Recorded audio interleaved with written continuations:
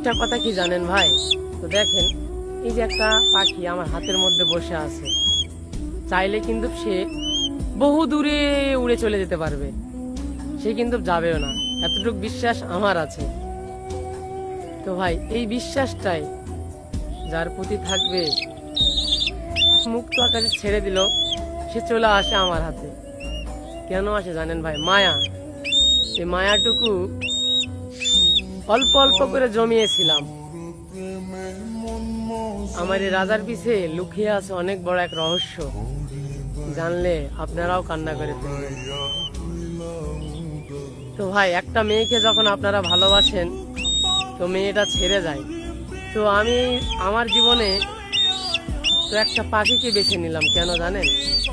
এই পাখিটা কিন্তু আকাশে উড়তেও পারে। একটা কথা আমি সবসময় ভাবতাম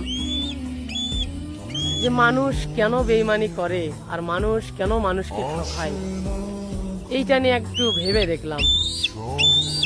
তারপরে মাথায় একটা কথা শুধু ঘুরতো যে একটা বনের পাখি পুষে দেখি, আমাকে ভালোবাসার কোনো কমতি রাখে, মানুষের মতো ঠকিয়ে আকাশে উড়ে যাবে।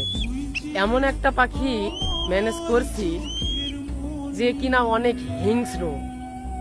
এই পাখিটাকে সবাই পালতে পারবে না, ঠিক তেমনই এক পাখি পালতে শুরু করে দিলাম। যে একটা মানুষ কেন মানুষকে চিনে না, আর একটা মানুষ হয়ে কেন মানুষের মন বোঝে না।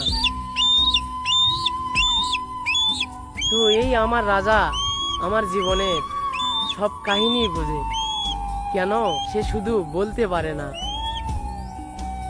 সে বোবা হইলেও তার সঙ্গে সব কথা শেয়ার করি, সে কিন্তু কাউকে বলতে পারে না। আমি যদি মানুষকে বলতাম আমার দুঃখের কথা, মানুষ কান্না করে দিত।